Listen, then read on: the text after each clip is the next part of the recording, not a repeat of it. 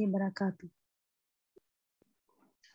नहमदुहु व नुसल्ली अला रसूलिहिल करीम अम्मा बाद फ़अऊज़ु बिल्लाहि मिनश शैतानिर रजीम बिस्मिल्लाहिर रहमानिर रहीम रब्बिश्रह ली सदरी व यस्सिर ली अमरी वहलुल उक़दतम मिन लिसानी यफ़क़हू क़ौली।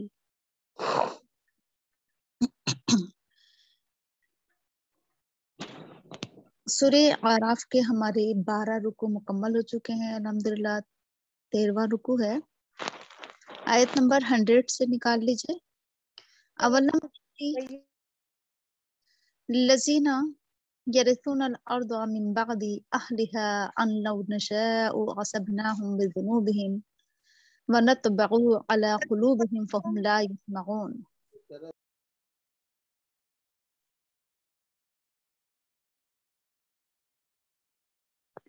तर्जुमा है इसका, क्या हिदायत हासिल नहीं की उन लोगों से जो वारिस हुए जमीन के इनके बाद या वहां के रहने वालों के बाद, कि अगर हम चाहें तो हम उन्हें उनके गुनाहों की वजह से मुसीबत में गिरफ्तार कर दें और हम उनके दिलों पर मोहर लगा दें, बस ये नहीं सुनेंगे।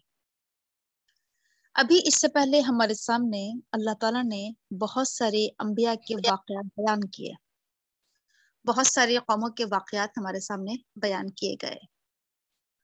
उन कौमों के वाक़यात बयान करने के बाद, जैसे हमने कौम आद के बारे में पढ़ा, कौम समूद के बारे में पढ़ा, कौम शुएब के बारे में पढ़ा, कौम लूत के बारे में पढ़ा, बहुत डिटेल के साथ हमारे सामने इनकी पूरी जिंदगी हमारे सामने रख दी गई कि इनके क्या क्या खराबियां थी, क्या बुराइयां थी इनके अंदर, किस तरह नबी ने इनके बीच में काम किया। ये सब कुछ रखने के बाद अब अल्लाह ताला बता रहा है कि अल्लाह ताला ने ये तमाम वाक़यात क्यों आपके सामने बयान किए थे। यानी ये कोई एक कहानी समझ कर ना पढ़ना, इसे एक किस्सा समझ कर ना पढ़ना, एक स्टोरी समझ कर ना पढ़ना, बल्कि अल्लाह ताला कह रहा है कि इन वाक़यात से हमें इबरत पकड़ना है, नसीहत हासिल करना है, इन वाक़यात से हमें दर्स लेना है, सबक लेना है। अल्लाह ताला कह रहा है कि अवलम यहदी, क्या इन्होंने हिदायत हासिल नहीं की किन लोगों से, लिल्लज़ीना यरिसूनल अर्दा मिन बअदी अहलिहा, जो लोग जमीन के वारिस हुए इन रहने वालों के बाद। यानी एक के बाद एक कौमें उठती नहीं। पहले एक कौम आई, उसने दुनिया में फितना और फसाद मचाया, अल्लाह ने उसे हलाक और बर्बाद कर दिया। नबियों के भेजने के बाद, हुज्जत तमाम करने के बाद, तो फिर अल्लाह ताला ने क्या किया, फिर दूसरी कौम को आबाद किया। तो एक के बाद दिगरी कौमें आती रही, एक के बाद एक कौम दूसरी कौम की जानशीन होती रही, उसके पीछे दूसरी कौम आती रही। तो होना ही चाहिए कि हमसे पहले जो कौमें आबाद थीं, उन्होंने ऐसा क्या किया कि अल्लाह उन पर गजबनाक हुआ। हमें सोचना चाहिए, हमें गौर व फिक्र करना चाहिए, उनके वाकयात, उनकी जिंदगी को पढ़ना है। उन बस्तियों को जाकर या तो हम हालात मालूम करें कि क्या हालात गुजरे इनके ऊपर, किस तरह इन्होंने जिंदगी गुजारी, कि ये अल्लाह के अजाब से दो चार हुए। तो बहरहाल हिदायत हासिल करना चाहिए। असल में एक पॉइंट इसमें ये भी है कि ये जो अजाब जितने भी आए हैं अल्लाह ताला की तरफ से, ये क्या है, निशानियां हैं अल्लाह ताला की, आयात हैं, और इन आयात से हमें हिदायत हासिल करना है, सबक हासिल करना है, रहनुमाई लेना है हमें इन आयात से, इन निशानियों से। तो ये अल्लाह ताला के अजाब भी अल्लाह के आयात होते हैं, और आयात से क्या होती है, हिदायत हासिल करना होती है, सबक हासिल करना होता है। ठीक है ना। तो या तो हम उन जगहों पर जाएं, और अगर नहीं जाएं तो कम से कम कुरान की नजर से देखें, कुरान के तसव्वुर से देखें। कुरान हमारे जहनों में एक इमेजिनेशन, एक तसव्वुर पैदा कर रहा है कि देखो क्या अंजाम हुआ इनका, इबरत हासिल करो उनसे। आज तुम जमीन के वारिस हुए हो, कल ये जमीन के वारिस हुए थे। अब चूंकि तुम जमीन के वारिस हो, देखते हैं कि तुम क्या करते हो, आया तुम उन्हीं के नक्श कदम पर चलोगे या तुम हिदायत हासिल करोगे। तो अल्लाह ताला कह रहा है कि अगर इंसान हिदायत हासिल ना करे पिछले लोगों से, पहले के लोगों की जिंदगी को पढ़ने के बाद अगर हमने हिदायत हासिल नहीं की, तो अल्लाह ताला कह रहा है कि अनलौ नशाउ असबनाहुम बिजुनूबिहिम, तो फिर हम क्या करेंगे, फिर हम इन्हें इनके गुनाहों की वजह से पकड़ लेंगे। انہیں مصیبت میں گرفتار کر دیں گے، پریشانی میں گرفتار کر دیں گے، عذاب میں گرفتار کر دیں گے، کچھ بھی ہو سکتا ہے۔ اللہ کا غضب، اللہ کا غصہ کسی بھی طریقے سے نازل ہو سکتا ہے۔ تو یہ ہے کہ بذنوبہم، گناہوں کی وجہ سے تمہیں پکڑا جائے گا، تمہارے گناہوں کی وجہ سے، ظالمانہ طریقے سے نہیں، بلکہ تمہارے کرتوت، تمہارے اعمال، تمہارے کارنامے تمہیں مصیبت میں گرفتار کر سکتے ہیں، تمہیں پریشانی میں گرفتار کر سکتے ہیں۔ یہ بات ہمارے سامنے اس سے پہلے بھی آ چکی ہے کہ اللہ تعالیٰ کیا کرتا ہے، اللہ تعالیٰ لوگوں کو ان کے گناہوں کی وجہ سے کسی مصیبت میں گرفتار کر دیتا ہے، کہ اگر ہمارے پر کوئی پریشانی ہے، کوئی آفت ہے، کوئی حادثہ، کوئی مصیبت ہے، تو جیسے میں نے کل کہا تھا کہ ہمیں سوچنا چاہیے کہ آخر ہم نے ایسا کیا گناہ کیا ہے، یقیناً ہم سے کوئی غلطی ہوئی ہے، یقیناً ہم سے کوئی خطا سرزد ہوئی ہے، کوئی لغزش ہوئی ہے، جس کی پاداش میں ہم مصیبت میں گرفتار ہو گئے ہیں۔ آگے اللہ تعالیٰ کہہ رہا ہے کہ اور کیا ہوتا ہے ان لوگوں کا جو ہدایت حاصل نہیں کرتے ہیں، وَنَطْبَعُ عَلَىٰ قُلُوبِهِمْ فَهُمْ لَا يَسْمَعُونَ، ہم ان کے دلوں پر مہر لگا دیتے ہیں۔ اس سے پہلے بھی یہ آیت ہمارے سامنے کئی مرتبہ آ چکی ہے نا، کہ ختم اللہ علی قلوبہم، اللہ نے ان کے دلوں پر مہر لگا دی ہے، وعلی سمعہم وعلی ابصارہم غشاوہ، ان کے کانوں پر مہر لگا دی ہے، ان کی آنکھوں پر پردہ پڑا ہوا ہے۔ تو کن لوگوں کے دلوں پر اللہ مہر لگا دیتا ہے؟ وہ لوگ جو ہدایت حاصل نہیں کرتے ہیں، جو کفر کے راستے پر چلتے ہیں، جو انکار کے راستے پر چلتے ہیں، جو تکذیب کے راستے پر چلتے ہیں۔ تو اللہ تعالیٰ کیا کرتے ہیں؟ اللہ تعالیٰ ان کے دلوں پر مہر لگا دیتے ہیں۔ سے کیا مراد ہے؟ مہر لگانے سے مراد یہ ہے کہ جیسے آپ نے دیکھا ہوگا کہ جب کسی چیز کو سیل کر دیا جاتا ہے تو پھر کیا ہوتی ہے کہ اس کے اندر پھر کوئی چیز داخل نہیں ہو پاتی ہے، اور نہ اس کے اندر سے کوئی چیز باہر نکل پاتی ہے جب کوئی چیز سیل ہوتی ہے۔ تو اسی طریقے سے جب لوگوں کے دلوں پر مہر لگ جاتی ہے، دل سیل کر دیے جاتے ہیں، تو پھر نہ اس کے دلوں کے اندر ایمان داخل ہو پاتا ہے، اور نہ اس کے دل کے اندر سے کوئی روشنی باہر آ پاتی ہے، یا کوئی عمل سرزد ہو پاتا ہے۔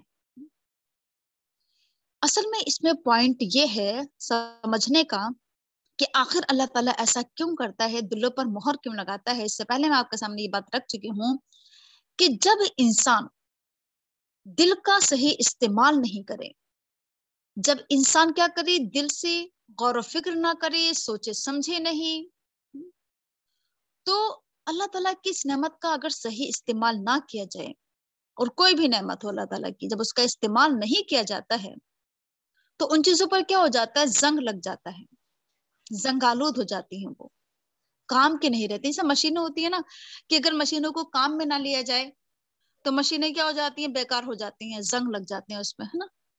تو ایسے ہی کیا ہے کہ اللہ تعالیٰ کی نعمتوں کا اگر ہم استعمال نہیں کریں گے، دل سے اگر ہم غور و فکر نہیں کریں گے، سوچیں گے سمجھیں گے نہیں، تو یہ کیا ہو جائیں گے، زنگ آلود ہو جائیں گے۔ اللہ کے رسول کی حدیث بھی ہے نا کہ اللہ کے رسول نے کیا کہا ہے کہ دلوں پر بھی زنگ چڑھ جاتے ہیں، جیسے لوہے پر زنگ چڑھ جاتا ہے۔ لوگوں نے کہا تھا کہ دلوں کے زنگ دور کرنے کا طریقہ کیا ہے، تو آپ نے کہا تھا کہ قرآن کی کثرت سے تلاوت کرنا، اس سے دلوں کا زنگ دور ہو جاتا ہے، اور موت کو کثرت سے یاد کرنا۔ تو یہ ہے کہ انسان قرآن کی کثرت سے تلاوت کرے۔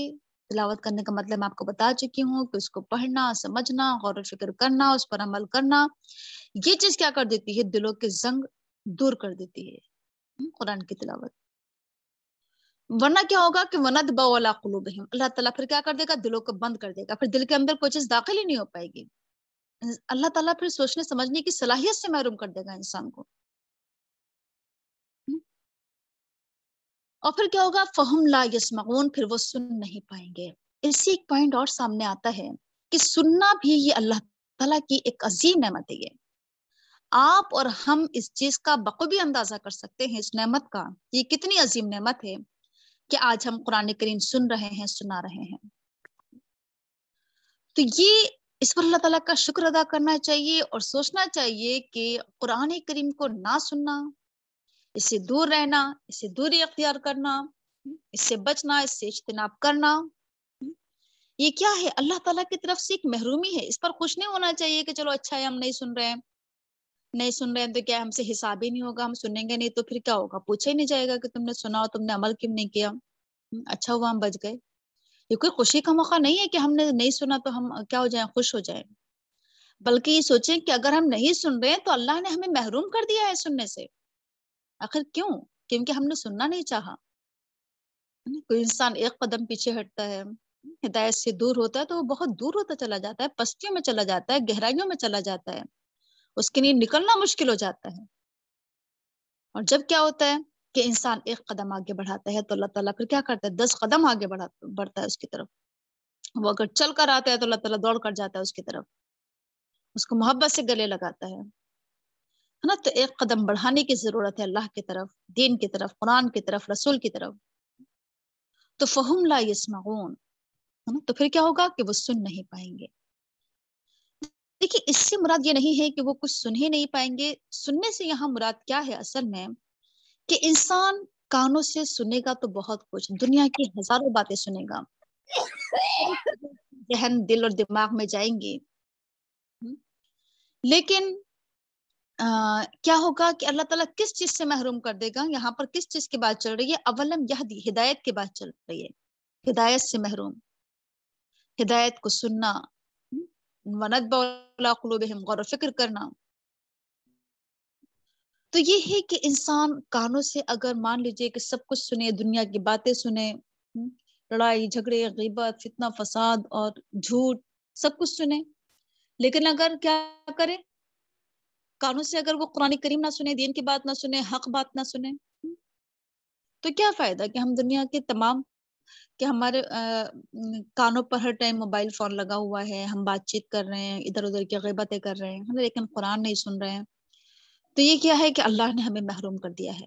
یہ اللہ تعالیٰ کے عذاب کی ایک شکل ہوتی ہے کہ اللہ تعالیٰ کسی کو ہدایت سے محروم کر دے، اور اسے محروم کرتا ہے جو ہدایت کے قریب نہیں آنا چاہتا ہے۔ تو وَنَتْبَعُ عَلَىٰ قُلُوبِهِمْ فَهُمْ لَا يَسْمَعُونَ، تو اللہ تعالیٰ کہہ رہا ہے کہ ہم ایسے لوگوں کے دلوں پر مہر لگا دیتے ہیں۔ انہیں اصل میں مہر لگانا یہ کیا ہے اللہ تعالیٰ کی طرف سے، جیسے میں نے کہا ہے کہ عذاب کی ایک شکل ہے کہ اللہ تعالیٰ ہمیں ہدایت سے محروم کر دے، ہم سن نہ پائیں، ہم سمجھ نہ پائیں، ہم غور و فکر نہ کر پائیں۔ تو اس چیز کی نہیں کیا ہے کہ اللہ کی طرف رجوع کرنے کی ضرورت ہے، اللہ سے لو لگانے کی، اللہ سے توبہ استغفار کرنے کی ضرورت ہے کہ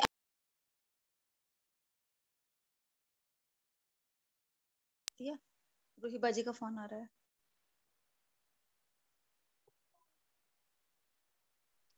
ہیلو،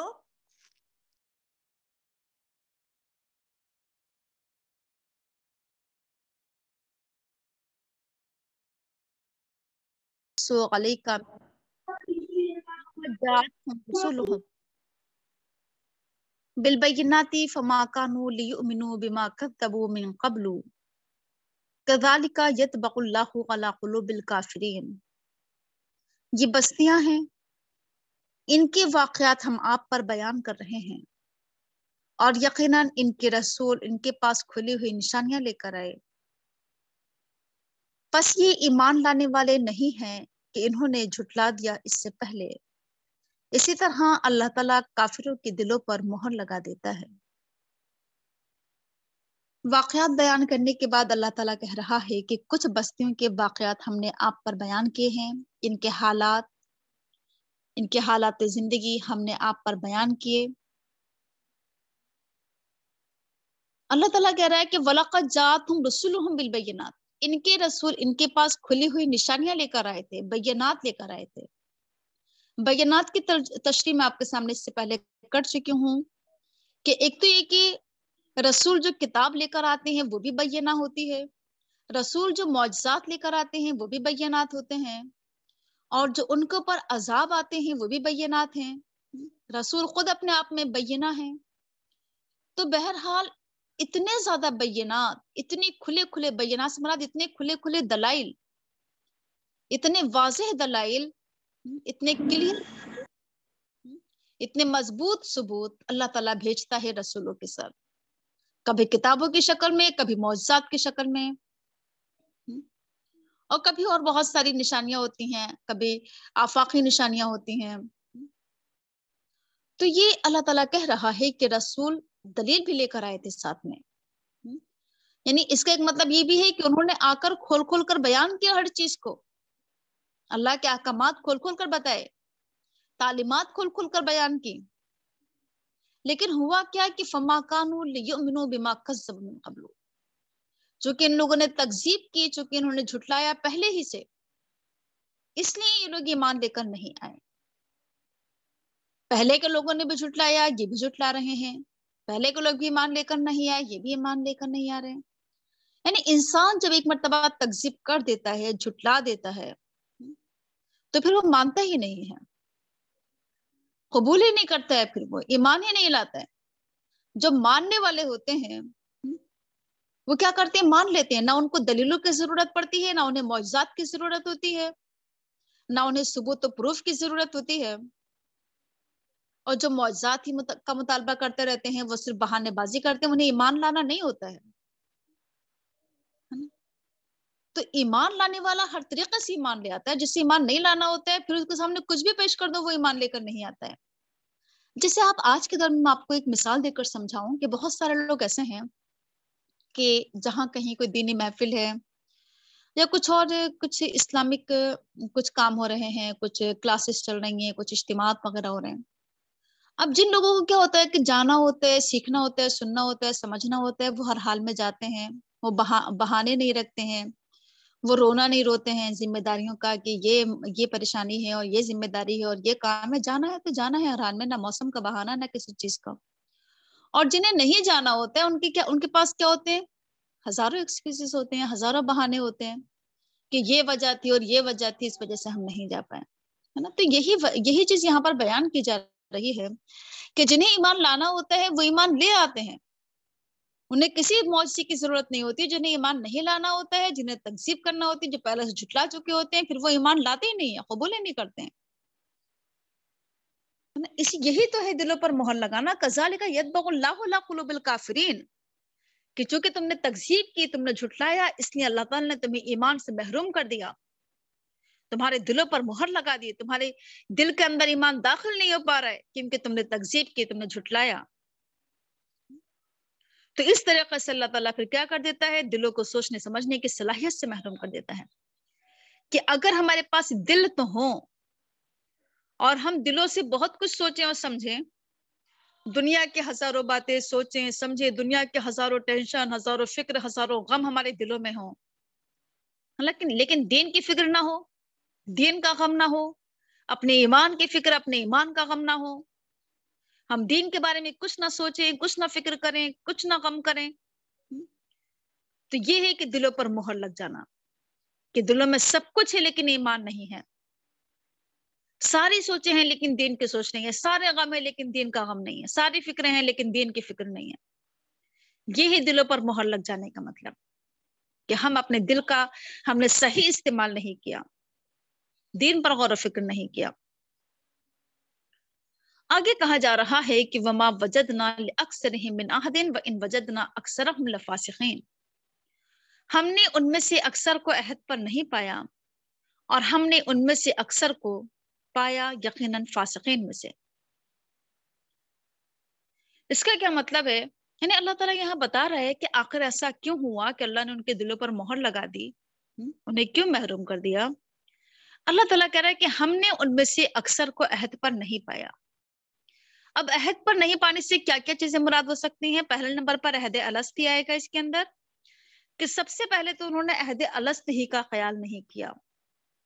عہد الست کی تشریح میں آپ کے سامنے کر چکی ہوں کہ دنیا میں آنے سے پہلے اللہ تعالیٰ نے حضرت آدم علیہ السلام کی پشت سے جتنی بھی اولاد و نسل دنیا میں آنا تھی ان سب کو باہر نکال کر، ان سب کو جمع کر کے اپنے دربار میں اللہ تعالیٰ نے کہا تھا کہ الست بربکم، کیا میں تمہارا رب نہیں ہوں؟ اور تمام بنی آدم نے کہا تھا، بیک زبان کہا تھا، ایک زبان ہو کر کہا تھا کہ قالوا بلا وربنا، کیوں نہیں، تو ہی ہمارا پروردگار ہے۔ اور دنیا میں آ کر انسان نے کیا کیا؟ اس عہد کو بھلا دیا، اسے فراموش کر دیا، اس سے غافل ہو گیا، اس عہد کا پاس و لحاظ نہیں کیا، عہد کو پورا نہیں کیا، توڑ دیا عہد کو۔ اللہ کو رب بنانے کا دعویٰ کر کے آیا تھا وہ دنیا میں، اور دنیا میں آ کر کیا کر دیا؟ وعدہ خلافی کی، عہد کے خلاف ورزی کی۔ تو اللہ تعالیٰ کہہ رہا ہے کہ ہم نے ان میں سے اکثر کو عہد پر نہیں پایا۔ دوسرا اس کا مطلب کیا ہو سکتا ہے کہ انسان ایمان لانے کے بعد یعنی کلمہ پڑھنے کے بعد جب انسان مسلمان ہو جاتا ہے تو یہ کلمہ خدا اور بندے کے درمیان ایک معاہدہ ہوتا ہے، ایک عہد ہوتا ہے۔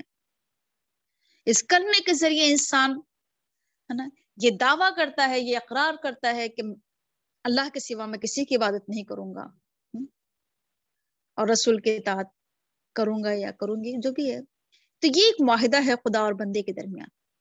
اب اگر انسان اس کلمے کو پڑھ تو لے زبان سے لیکن اس پر عمل نہ کرے، اس کے خلاف چلے، تو یہ کیا ہے؟ عہد کے خلاف ورزی ہے، اس معاہدے کے خلاف ورزی ہے یہ۔ اس طرح سے بہت سارے عہد ہو سکتے ہیں کہ انسان نماز پڑھتا ہے، نماز میں انسان اللہ تعالیٰ سے بہت سارے عہد کرتا ہے کہ یا کا نعبد و یا کا نستعین، اور انسان کیا کرے؟ اس کے خلاف چلے، نہ اللہ کی عبادت کرے اور نہ اللہ سے مدد چاہے۔ تو یہ کیا ہے؟ وہ کیا کر رہا ہے؟ عہد کے خلاف ورزی کر رہا ہے۔ قرآن بندے اور خدا کے درمیان ایک معاہدہ ہے۔ قرآن کا پڑھنا یہ کیا ہے کہ ہم اللہ سے عہد کرتے چلے جاتے ہیں کہ ہاں ہم یہ کریں گے اور یہ کریں گے ایک ایک آیت کو پڑھنے کے بعد، لیکن اگر ہم اس پر نہ چلیں تو یہ کیا ہے؟ عہد کے خلاف ورزی ہے۔ اسی چیز کو اللہ تعالیٰ کہہ رہا ہے کہ ہم نے ان میں سے اکثر کو عہد پر نہیں پایا، اس لیے ہم نے کیا کر دیا؟ انہیں ہدایت سے محروم کر دیا۔ وَإِن وَجَدْنَا أَكْثَرَهُمْ لَفَاسِقِينَ، ہم نے تو ان میں سے اکثر کو یقیناً فاسق پایا، فاسق، نافرمان، فاجر، گناہگار، حدوں کو توڑنے والا، حدوں کو پھلانگنے والا، حد سے آگے بڑھ جانے والا، فسق و فجور کرنے والا، اکثریت انہی کی ہے۔ تو دنیا میں اکثریت جو ہے وہ فاسقین کی ہے، اور دنیا میں بہت کم لوگ ایسے ہیں جو ایمان لانے والے ہیں، بہت کم لوگ ہیں جو شکر کرنے والے ہیں، اکثر ناشکر ہیں، بہت کم لوگ ہیں جو ہدایت پر ہیں، اکثر کیا ہیں؟ دلالت میں ہیں، گمراہی میں ہیں۔ تو کبھی نہیں دیکھنا چاہیے ہمیں کہ اکثر لوگ کدھر جا رہے ہیں۔ ہم اکثر یہی کہتے ہیں نا کہ سب تو ادھر جا رہے ہیں، سب تو ادھر چل رہے ہیں، تو اگر ہم اکثریت کے پیچھے رہیں گے تو پھر کیا ہو جائیں گے؟ گمراہ ہو جائیں گے۔ دیکھنا یہ صحیح راستہ کیا ہے، اگرچہ اس پہ کم لوگ ہوں، اگرچہ صحیح راستے پر ہمیں تنہا چلنا پڑے، اکیلے چلنا پڑے، لیکن صحیح راستے پر چلیں، اکثریت کے پیچھے نہ چلیں۔ اب اس کے آگے جو واقعہ شروع ہو رہا ہے وہ حضرت موسیٰ علیہ السلام کا واقعہ ہمارے سامنے بیان کیا جائے گا، اور موسیٰ علیہ السلام کا واقعہ قرآن کریم میں سب سے زیادہ بیان کیا گیا ہے، سارے نبیوں کے مقابلے میں سب سے زیادہ حضرت موسیٰ علیہ السلام کا واقعہ بیان ہوا ہے۔ یہ واقعہ بہت آپ کا بھی پڑھا ہوا ہے، ہمارا بھی پڑھا ہوا ہے سب کا، اس لیے ہم بہت تیزی کے ساتھ آگے بڑھیں گے ان تمام آیات کا ایک طریقہ سے ریویژن کرتے ہوئے، کیونکہ بار بار یہ آیات ہمارے سامنے آئیں گی اور آ بھی چکی ہیں، اس لیے ہم کیا کریں گے، اور چونکہ دیکھیے یہ واقعہ بہت آگے تک ہے، بہت لمبا ہے، اس لیے چلیے پڑھ لیتے ہیں۔ ثم بعثنا من بعدهم موسى بآياتنا الى فرعون وملئه فظلموا بها فانظر كيف كان عاقبة المفسدين۔ پھر ان کے بعد ہم نے موسیٰ علیہ السلام کو بھیجا اپنی آیات لے کر فرعون کے پاس اور اس کے سرداروں کے پاس، تو انہوں نے اس پر ظلم کیا، پس دیکھو کہ مفسدین کا انجام کیا ہوا۔ ان کے بعد ہم نے موسیٰ کو بھیجا، ان کے بعد سے کیا مراد ہے؟ ان قوموں کے بعد، جتنے قوموں کا ہمارے سامنے ذکر آیا ہے ابھی، یہ قوم عاد، قوم سمود، قوم شعیب، قوم لوط، اب اللہ تعالیٰ کہہ رہا ہے کہ ان کے بعد ہم نے موسیٰ علیہ السلام کو بھیجا۔ بنی اسرائیل میں آئے تھے موسیٰ علیہ السلام، تو اللہ تعالیٰ کہہ رہا ہے کہ بآیاتنا، ہم نے اپنی آیات لے کر بھیجا۔ آیات میں نے بتایا کہ معجزات کو بھی آیات کہا جاتا ہے۔ موسیٰ علیہ السلام کی جو آیات تھے، جو معجزات تھے، وہ بہت مشہور ہیں، آپ کو اور ہمیں پتہ ہے۔ اس میں سے ایک مشہور نشانی کیا ہے؟ ید بیضاء، یعنی چمکتا ہوا ہاتھ، سفید ہاتھ۔ دوسری نشانی کیا ہے؟ عصائے موسیٰ، موسیٰ کی لاٹھی۔ یہ دو عظیم معجزے تھے جو موسیٰ علیہ السلام کو لے کر بھیجا گیا تھا۔ کہاں بھیجا گیا تھا؟ الی فرعون و ملئہ، فرعون کے پاس اور فرعون کے جتنے بھی سربراہ لوگ تھے، بڑے لوگ تھے، وزراء تھے، وزیر تھے، سردار تھے، اس کے دربار کے بڑے بڑے لوگ، بڑے بڑے وزیر، ان سب کی طرف موسیٰ علیہ السلام کو بھیجا گیا۔ فَظَلَمُوا بِهَا، تو اچھا اصل میں ایک بات اور بھی دھیان میں رکھنا ہے کہ فرعون جو ہے یہ اصل میں یہ مصر کی بادشاہ بادشاہوں کا لقب ہوا کرتا تھا، یعنی کسی ایک انسان کا نام نہیں ہے یہ فرعون. مصر میں جتنے بھی بادشاہ ہوا کرتے تھے ان کے لقب، یعنی وہ لوگ فرعون کے نام سے مشہور تھے. اس لیے آپ دیکھیے کہ آج بھی اگر کسی بادشاہ کے اندر یا کسی انسان کے اندر اگر تکبر ہو، غرور ہو، گھمنڈ ہو، تو کیا کہا جاتا ہے کہ اس کے اندر فرعونیت پائی جاتی ہے، فرعون جیسا کیریکٹر، فرعون جیسا کردار. اور مصر کے اندر ایک کے بعد ایک بادشاہ جو ہوئے ان کی فرعون کے نام سے وہ لوگ مشہور تھے. ہمارے یہاں بولا جاتا ہے پریسیڈنٹ بولا جاتا ہے نا، یا وزیر اعظم یا صدر، اس طریقے سے بولا جاتا ہے، پردھان منتری وغیرہ. تو وہاں کا ایک لقب تھا کہ وہاں کے لوگوں کو فرعون بولا جاتا تھا، مصر کے بادشاہوں کو. نام الگ الگ رہے ہیں وہاں کے بادشاہوں کے. تو بہرحال اللہ تعالیٰ کہہ رہا ہے کہ ہم نے وہاں مصر کے بادشاہ کی طرف، فرعون کی طرف، اور وہاں کے جو دربار کے جو بڑے بڑے لوگ تھے ان کی طرف موسیٰ علیہ السلام کو بھیجا نشانیاں لے کر. فظلموا بہا، لیکن انہوں نے کیا کیا کہ اللہ کی آیات پر ظلم کیا. ظلم سے مراد کیا ہوتا ہے میں آپ کو بتا چکی ہوں اس سے پہلے بھی کہ ظلم کیا کیا ہوتا ہے. پہلا ظلم تو کیا ہوتا ہے؟ اللہ کے ساتھ ظلم، کہ اللہ کے ساتھ کیا کرنا؟ شرک کرنا، یعنی اللہ کا حق نہ دینا، اللہ کے حق تلفی کرنا، اللہ کا حق کسی اور کو دے دینا. اور آپ کو تو پتہ ہی ہے کہ فرعون کیا کرتا تھا، اپنے آپ کو کہتا تھا کہ انا ربکم الاعلی، کہ میں رب اعلیٰ ہوں، میں تمہارا سب سے بڑا رب ہوں، سب سے اونچا برتر رب ہوں میں تمہارا. اس طریقے سے اس نے کیا کیا تھا؟ سرکشی کی تھی، اپنے آپ کو بڑا سمجھا تھا، کہا کرتا تھا کہ میرے ہاتھوں میں ہے مصر کی بادشاہی، میرے ہاتھوں میں ہے کیا یہاں کی جو دریا ہیں وہ میرے حکم سے چلتے ہیں. بہت اس کو اپنے اوپر تکبر، غرور اور گھمنڈ. اور جس طریقے سے فرعون نے ظلم مچایا ہے اور فتنہ اور فساد برپا کیا ہے دنیا میں، کیا کیا کرتا تھا کہ انسانوں کے اندر میخیں ٹھکوانا، کیلے ٹھکوانا، ایسا ظلم اس نے کیا کہ اس جیسا ظلم کبھی کسی نے نہیں کیا ہوگا انسانوں کے ساتھ. اس کے ظلم کی مثالیں قرآن کریم میں ہمارے سامنے آتی رہیں گی کہ کس کس طریقے سے اس نے بنی اسرائیل پر ظلم و ستم کے پہاڑ ڈھائے تھے، کیسے ان سے جانوروں جیسا سلوک کرنا انسانوں کے ساتھ، ان سے ہر وقت محنت کرانا، مشقت کرانا، کھانے پینے کو نہ دینا، ہزاروں طریقے سے ظلم کیے. ان کے نگاہوں کے سامنے، ان کی آنکھوں کے سامنے ان کے بچوں کو ذبح کر دینا، ان کی عورتوں کو زندہ رکھنا، زندہ چھوڑنا. بہت ساری چیزیں تھیں، بہت سارے ایسے ظلم اور فتنہ اور فساد جو اس نے برپا کیا تھا. تو بہرحال موسیٰ علیہ السلام کو بھیجا گیا فرعون کے پاس کہ وہ دعوت لے کر جائیں فرعون کے پاس، اللہ کا میسج لے کر جائیں. تو اب اللہ تعالیٰ کہہ رہا ہے کہ اس واقعے کے اوپر غور و فکر کرو جو ہم واقعہ آپ کو سنائیں گے، کہ دیکھو فساد کرنے والوں کا انجام کیا ہوا تھا. جن لوگوں نے فساد مچایا تھا ان میں سے،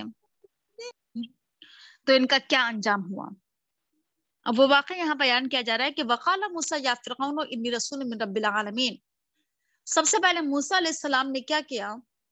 جب دعوت و تبلیغ کا کام شروع کیا فرعون کے دربار میں جا کر، تو فرعون کے پاس جا کر سب سے پہلے اپنا تعارف کرایا کہ یا فرعون، اے فرعون، انی رسول من رب العالمین، میں رب العالمین کا رسول ہوں. اگر دیکھا جائے تو موسیٰ علیہ السلام کا یہ جملہ، اس کے اندر کیا چیز نظر آ رہی ہے ہمیں؟ موسیٰ علیہ السلام کی طاقت، ان کی قوت، ان کی ہمت، ان کا عزم نظر آ رہا ہے. اصل میں یہ کوئی معمولی بات نہیں ہوتی ہے کہ کسی انسان کا بادشاہ کے دربار میں جانا اور وہاں پر جا کر اللہ کا پیغام دینا، دین کی دعوت دینا.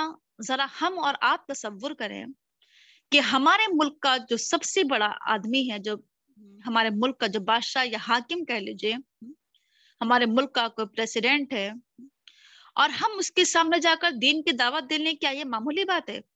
کیا یہ آسان بات ہے؟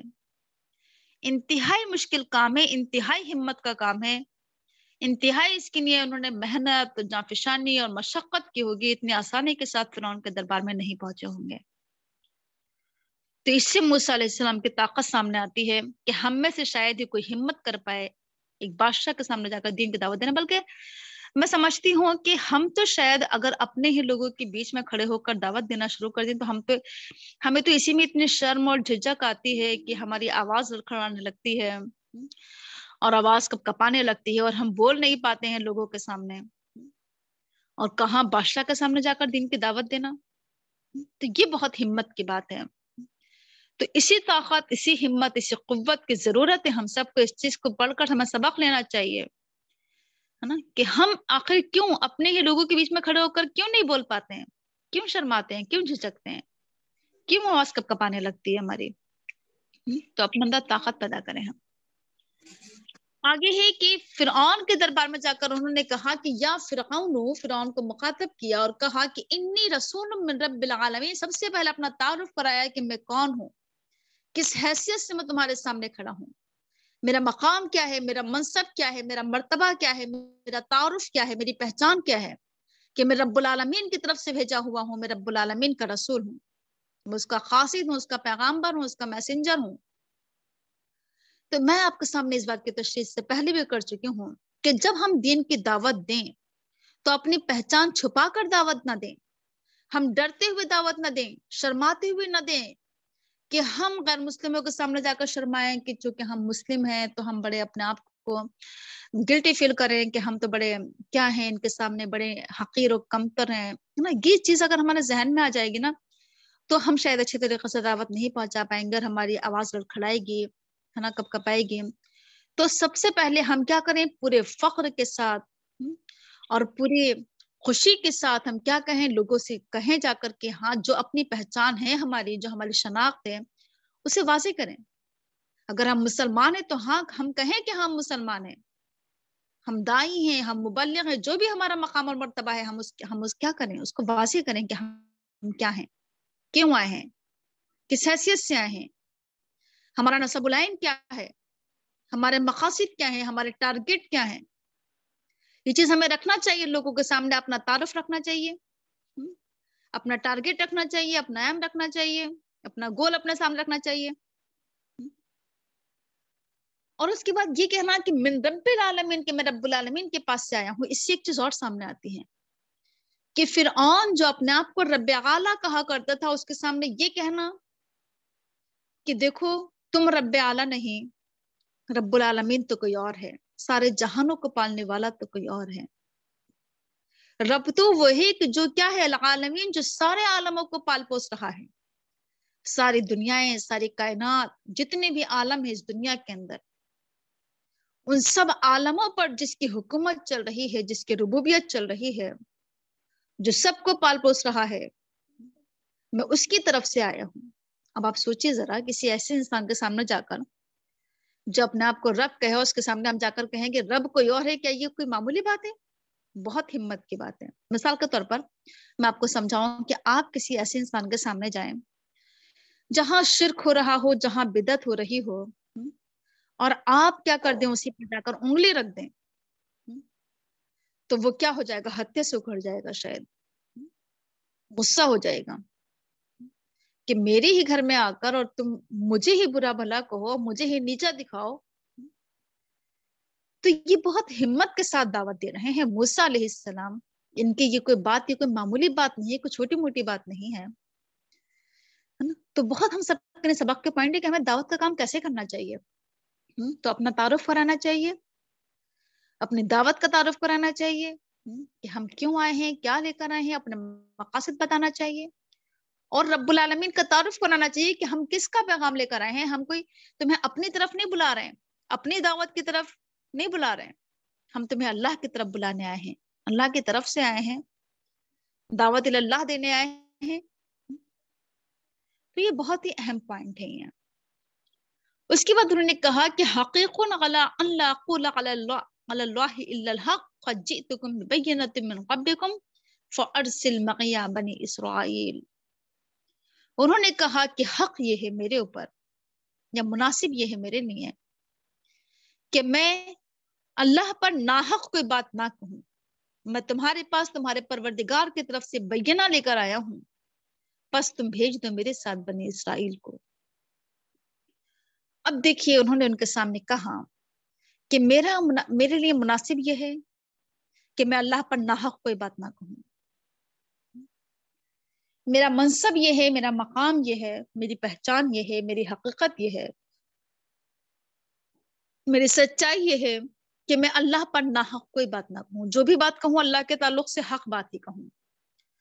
میں تمہارے پاس حق لے کر آیا ہوں، سچائی لے کر آیا ہوں، دین حق لے کر آیا ہوں.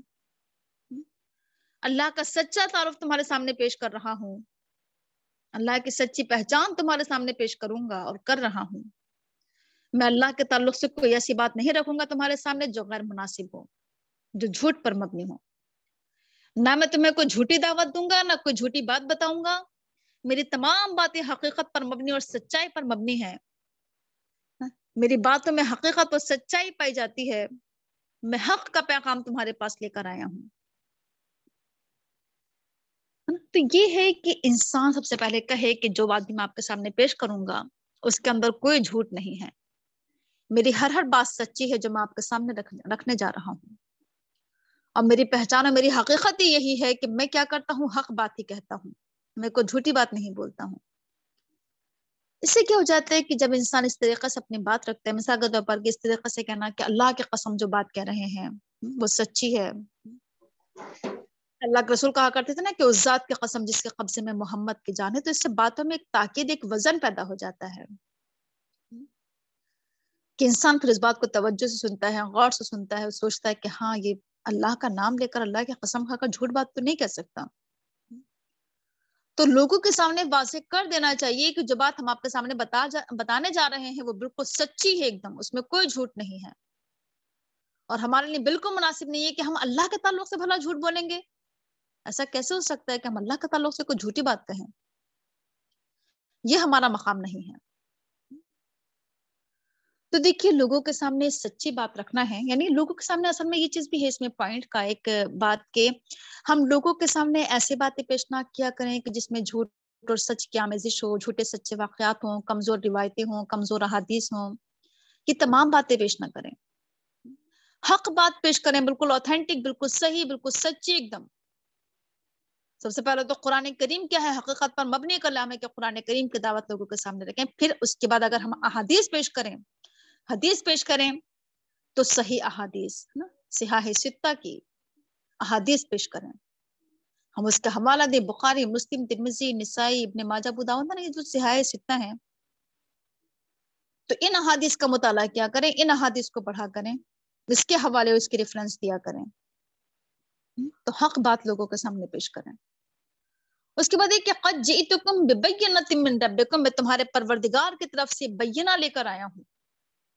بینہ کی تشریح میں نے ابھی آپ کے سامنے کی تھی کہ موسیٰ علیہ السلام معجزات بھی لے کر گئے تھے ان کے سامنے، یعنی نشانیاں، ید بیضاء اور عصا موسیٰ بھی لے کر گئے تھے پروردگار کی طرف سے. اس میں کچھ پوائنٹ، ایک تو یہ کہ بینہ جو ہوتے ہیں وہ رب کی طرف سے آتے ہیں، چاہے وہ معجزات ہوں، چاہے وہ کتابیں ہوں، چاہے وہ اور بہت سارے جو چیزیں ہو سکتی ہیں. جتنے بھی بینہ ہیں وہ کیا ہوتے ہیں، من ربکم، جو رب کی طرف سے ہوتے ہیں وہی صحیح ہوتے ہیں. یعنی ایک اس کے اندر ایک طاقت، ایک قوت پائی جاتی ہے. جیسے مثال کے طور پر قرآن کریم ایک بینہ ہے. کیوں ہے یہ بینہ؟ کیونکہ یہ رب کی طرف سے آیا ہے. اب قرآن کریم کے اندر جو وزن ہے، جو طاقت ہے، جو قوت ہے، وہ دوسرے کلام میں نہیں ہو سکتی. قرآن کریم ایک دلیل ہے، قرآن کریم ایک برہان ہے، قرآن کریم ایک ثبوت ہے، ایک پروف ہے، ایک کھلی ہوئی بات ہے، یہ اوتھینٹک ہے یہ. تو اس لیے کیا ہے کہ لوگوں کے ساتھ ہمارے پاس جو بھی بینہ ہو ہم وہ لوگوں کے پاس لے کر جائیں. جسے میں نے آپ کو مثال دے کر سمجھایا کہ آج ہمارے پاس بینہ کی شکل میں کیا ہے، قرآن ہے آج ہمارے ہاتھوں میں. یہ ایک بینہ ہے. اس قرآن کی دعوت کو لے کر جانا ہے ہمیں لوگوں کے پاس کہ قد جئتکم ببینۃ من ربکم، کہ یہ تمہارے پروردگار کی طرف سے آیا ہے، یہ میں تمہارے پاس لے کر آیا ہوں. اسے لے کر جانے کی ضرورت ہے لوگوں کے بیچ میں. اس کا پیغام لے کر جائیں، اس کے احکامات و تعلیمات لوگوں کے بیچ میں لے کر جائیں. اس کے بعد پھر انہوں نے آگے کہا کہ دوسرا جو میرا مقصد ہے تمہارے پاس آنے کا، ایک تو یہ کہ میں تمہیں رب کی طرف دعوت دے رہا ہوں، رب کا پیغام لے کر آیا ہوں، رب کی طرف بلا رہا ہوں، سچی بات بتا رہا ہوں میں تمہیں. اور دوسرا یہ ہے کہ بنی اسرائیل پر جو تم اتنے ظلم و ستم کر رہے ہو، بنی اسرائیل کو تم نے اپنا غلام بنا لیا ہے، میں انہیں تمہاری غلامی سے چھڑانے کے لیے آیا ہوں، نجات دلانے کے لیے کہ تم بنی اسرائیل کو چھوڑ دو، ان پر ظلم و ستم نہ کرو، انہیں اپنا غلام نہ بناؤ، انہیں آزاد کر دو، انہیں میرے ساتھ بھیج دو۔ بنی اسرائیل تو شاید آپ سب جانتی ہوں گے نا کہ بنی اسرائیل کی جو حقیقت ہے یا جو اس کی سچائی ہے وہ کیا ہے۔ اسرائیل کس کا لقب ہے؟ میں آپ کے سامنے اس کی تشریح کر چکی ہوں، ایک مرتبہ اور ریوائز کر دیتی ہوں کہ اسرائیل ہے کیا اصل میں۔ یہ ہو سکتا ہے آپ میں سے کچھ لوگ نئے اسٹوڈنٹ ہو تو نہیں جان پائیں اس چیز کو، تو اس لیے بتا رہی ہوں کہ حضرت ابراہیم علیہ السلام کے 2 بیٹے تھے، اسماعیل اور اسحاق۔ حضرت اسحاق کے بیٹے تھے حضرت یعقوب علیہ السلام۔ حضرت یعقوب علیہ السلام کی 12 بیٹے تھے۔ حضرت یعقوب علیہ السلام کا لقب تھا اسرائیل۔ اسرائیل کا میننگ ہوتا ہے اللہ کا بندہ۔ تو حضرت یعقوب علیہ السلام کی 12 بیٹے تھے۔ ان 12 بیٹوں سے جو اولاد اور نسلیں جو چلی ہیں وہ 12 قبیلوں میں تقسیم ہو گئے۔ 12 بیٹوں کی 12 اولاد و نسلیں 12 قبیلے بن گئے تھے اس سے۔ تو یہ جو حضرت یعقوب علیہ السلام کی جو اولادیں تھیں یہ بنی اسرائیل کے نام سے مشہور ہوئی ہیں، کہ اسرائیل کے بیٹے یعنی یعقوب علیہ السلام کے بیٹے، جس میں حضرت یوسف علیہ السلام بھی ہے نا۔ یعقوب علیہ السلام کے بیٹے یوسف علیہ السلام تھے، ان کے 11 بھائی تھے، آپ پڑھ چکی ہیں۔ تو یہ جو پوری جو ایک نسل چلی ہے حضرت یعقوب علیہ السلام سے، یہ بنی اسرائیل کے نام سے مشہور ہوئی ہے۔ اور بنی اسرائیل میں کیا ہوا ہے؟ بہت سارے نبی آئے ہیں، جیسے موسیٰ علیہ السلام آئے بنی اسرائیل میں، حضرت عیسیٰ علیہ السلام آئے، اسی طریقے سے بہت سارے نبی آئے ہیں بنی اسرائیل میں جو آپ آگے چل کر پڑھیں گے۔ اکثر نبی بنی اسرائیل میں آئے ہیں، ٹھیک ہے نا جی؟ کچھ کہنا ہے کسی کو کیا؟ چلیے اچھا، تو اب یہ کیا کرنے آئے تھے کہ کون؟ حضرت موسیٰ علیہ السلام بنی اسرائیل کو فرعون کی غلامی سے نجات دلانا چاہتے تھے۔ اس کے بعد ہے، اچھا پورا کرنے روکا، پھر آپ کو جو بھی سوال ہو آپ کر لینا۔ قَالَ إِن كُنْتَ جِئْتَ بِآيَةٍ فَأْتِ بِهَا إِن كُنْتَ مِنَ الصَّادِقِينَ۔ اس نے کہا، فرعون نے، کہ اگر تم کوئی نشانی لے کر آئے ہو تو تم اسے پیش کرو، دکھاؤ اگر تم سچے ہو۔ یعنی اگر تم واقعی اللہ کے رسول ہو، اگر تم واقعی اپنے نبوت کے دعوے میں سچے ہو تو کیا ثبوت ہے تمہارے پاس کہ تم نبی ہو؟ کیا پروف ہے تمہارے پاس؟ کیا نشانی ہے تمہارے پاس؟ ہے نا، کچھ پروف دکھاؤ، کوئی نشانی دکھاؤ، اگر ہو تمہارے پاس تو پیش کرو۔ تو کیا ہوا؟ موسیٰ علیہ السلام کے پاس جو نشانی تھی وہ انہوں نے پیش کیا۔ فَأَلْقَىٰ عَصَاهُ، انہوں نے اپنی لاٹھی ڈال دی اس کی نگاہوں کے سامنے، اور ان کی جو لاٹھی تھی وہ معجزہ کیا تھی کہ وہ اژدہا بن جایا کرتی تھی۔ فَإِذَا هِيَ ثُعْبَانٌ مُبِينٌ، کہ وہ کیا ہوا؟ ایک کھلا ہوا، ایک بہت بڑا ایک کھلا ہوا اژدہا کی شکل اختیار کر لی ان کی لاٹھی نے۔ یہ ایک معجزہ تھا۔ یہ دوسرا معجزہ پیش کیا کہ وَنَزَعَ يَدَهُ فَإِذَا هِيَ بَيْضَاءُ لِلنَّاظِرِينَ، انہوں نے اپنا ہاتھ کھینچا، یعنی کہاں سے وہ اپنے بغل میں اپنا ہاتھ رکھتے تھے اس کو نکالتے تھے، فَإِذَا هِيَ بَيْضَاءُ لِلنَّاظِرِينَ، تو ان کا ہاتھ روشن ہو جایا کرتا تھا، چمکنے لگتا تھا دیکھنے والوں کے لیے۔ قرآن کریم میں آتا ہے کہ من غیر سوء، اس میں کوئی تکلیف بھی نہیں ہوتی تھی، اور روشن ہو جاتا تھا، چمکنے لگتا تھا وہ بغیر کسی تکلیف کے، بعد میں وہ ٹھیک و درست ہو جایا کرتا تھا، کوئی اس میں کلر میں چینجنگ نہیں آتی تھی، صحیح رہتا تھا۔ یہ ایک معجزہ تھا اللہ تعالیٰ کی طرف سے۔ یعنی معجزہ کا مطلب ہوتا ہے ایک عجیب و غریب کام، ایک ایسا کام کہ جو ایک کام کوئی مطلب ایک ایسی چیز جو ایک عام انسان آسانی کے ساتھ کر کے نہ دکھا سکے، ایک ناممکن چیز کو ممکن کر کے دکھا دینا اللہ کے حکم سے، یہ ایک معجزہ ہوتا ہے۔ معجزہ کے معنی کہ جس سے سامنے والا انسان عاجز ہو جائے، لاجواب ہو جائے، اس کے سامنے کوئی جواب نہ رہے، اسے معجزہ کہتے ہیں۔ ان معجزات کو دیکھنے کے بعد قال الملأ من قوم فرعون ان هذا لساحر علیم، اس کے قوم کے سرداروں نے کہا کہ بے شک یہ تو بہت بڑا جادوگر، جاننے والا جادوگر معلوم ہوتا ہے۔ تو لوگوں نے کیا سمجھا، قوم فرعون نے کیا سمجھا؟ ان معجزات کو جادو سمجھا۔ انہوں نے یہ نہیں سوچا کہ یہ ایک نبی ہے تو یہ ایک ثبوت کے طور پر اپنی نبوت کو ثابت کرنے کے لیے یہ معجزہ دکھا رہا ہے، بلکہ انہوں نے کیا سوچا کہ یہ ایک جادو ہے۔ یعنی لوگوں کی آپ سوچ دیکھیے ذرا، لوگوں کی مینٹلٹی دیکھیے آپ، کتنی گھٹیا، کتنی حقیر اور کمتر ہوتی ہے کہ اللہ کا نبی آپ کے سامنے دعوت پیش کر رہا ہے، آپ سے کہہ رہا ہے کہ میں سب کچھ ایک دم آپ کو سچ سچ بات بتانے جا رہا ہوں، معجزات بھی لایا ہوں، یعنی نشانیاں بھی لے کر آیا ہوں۔ ان نشانیوں کو دیکھنے کے بعد پھر یہ کہنا کہ یہ تو جادوگر ہے، یہ تو جادو دکھا رہا ہے. تو لوگوں کی سوچ انتہائی محدود، انتہائی کمتر، انتہائی گھٹیا رہی ہے ہر دور میں، ہر قوم میں. ہر نبی کے ساتھ یہی پیش آیا ہے کہ نبیوں کی دعوت کو کیسے اس کو جھٹلایا گیا، کیسے کمتر ثابت کیا گیا ہے، کتنے جھوٹے الزامات لگائے گئے ہیں انبیاء پر. انبیاء اکرام کو جادوگر کہا گیا ہے. کیا کہا مزید آگے کہ یرید ان یخرجکم من ارضکم فماذا تأمرون، یہ چاہتا ہے کہ یہ تمہیں تمہاری زمین سے نکال دے، تو تم سب کیا مشورہ دیتے ہو، کیا حکم دیتے ہو. تو دیکھیے ان لوگوں کے ذہن میں ایک چیز اور بیٹھی ہوئی تھی پہلے سے، شاید آتا ہے کہ کچھ لوگوں نے فرعون کے ذہن میں یہ چیز ڈال دی تھی کہ تمہارے قوم میں ایک ایسا بچہ پیدا ہوگا جو تمہارے ہاتھوں سے حکومت چھین لے گا. تو اسی وجہ سے پھر فرعون نے کیا کر دیا تھا، یہ حکم جاری کر دیا تھا کہ اس قوم میں کوئی بچہ ہی پیدا نہ ہو پائے، جیسے ہی کوئی بچہ پیدا ہو اس کو ذبح کر دیا جائے، مار دیا جائے. اور پھر کہ اللہ تعالیٰ کا فیصلہ، جس کی وجہ سے اس نے اتنے بچوں کو ذبح کرایا، وہ بچہ انہی کے گھر میں پلا بڑھا تھا، حضرت موسیٰ علیہ السلام. پورا واقعہ آپ کو پتا ہے کہ کیسے ان کی ماں نے ان کو ایک باکس میں رکھ کر بند کر کے نہر میں ڈالا، اور کیسے وہاں وہ دربار میں پہنچے، وہاں ان کی کیا ہوئی، پرورش و پرداخت ہوئی. بہرحال اللہ تعالیٰ کا ایک معجزہ ہے اگر دیکھا جائے تو یہ کہ انہی کے ہاتھوں میں، انہی کے گھر میں پرورش پائی اس بچے نے. اب ان کے ذہن میں یہ چیز آئی کہ یہ جو ایک عجیب و غریب چیزیں دکھا رہا ہے، یہ تو بہت بڑا جادوگر معلوم ہوتا ہے نا، بہت اس کے ہاتھ میں تو کوئی طاقت نظر آ رہی ہے. یہ تو لگ رہا ہے کہ ہاتھوں سے کیا کر لے گا، حکومت ہی چھین لے گا گویا کہ. کیسے یہ ڈھٹائی کے ساتھ بات کر رہا ہے، کیسے یہ مجھے رب اعلیٰ کہنے کے باوجود رب العالمین کا تذکرہ کر رہا ہے، آنکھوں میں آنکھیں ڈال کر یہ دعوت دے رہا، اللہ کی طرف بلا رہا ہے. بڑی ہمت اور طاقت اس کے اندر نظر آ رہی ہے. اصل میں یہ کوئی جیسے میں نے کہا نا شروع میں، کوئی معمولی بات نہیں تھی.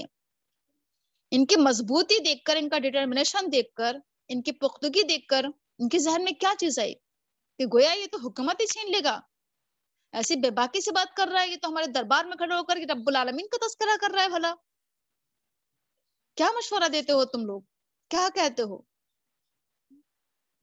تو لوگوں نے کیا کہا، قالوا ارجہ واخاہ وارسل فی المدائن حاشرین. لوگوں نے کہا کہ مہلت دو، تھوڑا سا سوچنے سمجھنے کا موقع دو، ابھی ہم غور و فکر کریں گے اس مسئلے پر.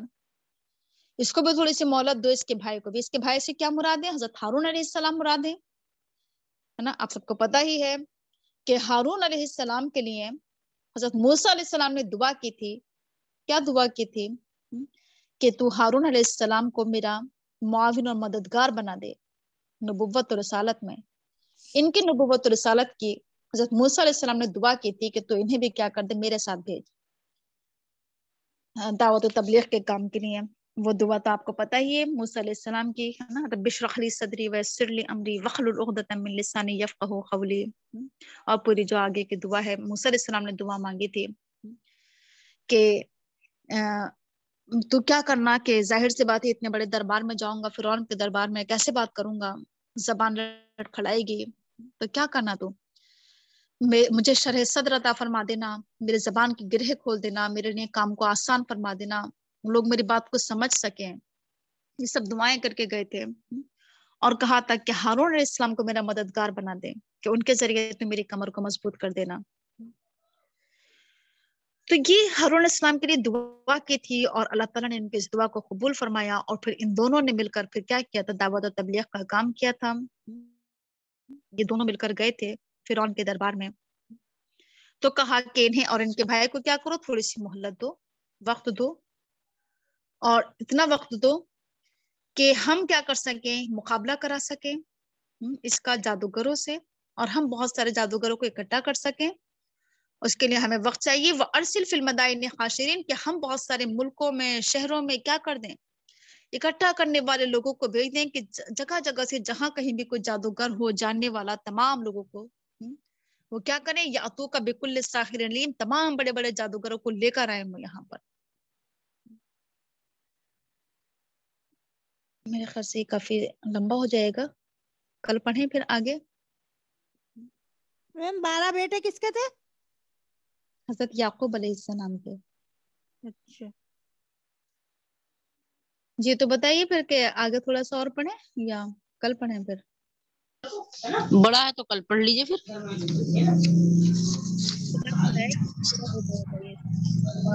اور نہیں تو کر بھی سکتے ہیں, تو 37 ہو رہا ہے. تو ٹھیک ہے پھر اتنا رہنے دیتے ہیں. اگر کسی کو کوئی سوال کرنا ہو آج کے سبق کے تعلق سے تو سوال کر سکتی ہیں. اگر کوئی بات سمجھ میں نہیں آئی ہو تو معلوم کر سکتی ہیں. میم فرعون تو مطلب فرعون یہ ایک بادشاہ کا لقب ہے یہ. اچھا جی اور کسی کو کچھ معلوم کرنا؟ چلیے ٹھیک ہے. پر سبحانک اللہم و بحمدک نشہد ان لا الہ الا انت نستغفرک و نتوب السلام علیکم ورحمۃ اللہ وبرکاتہ.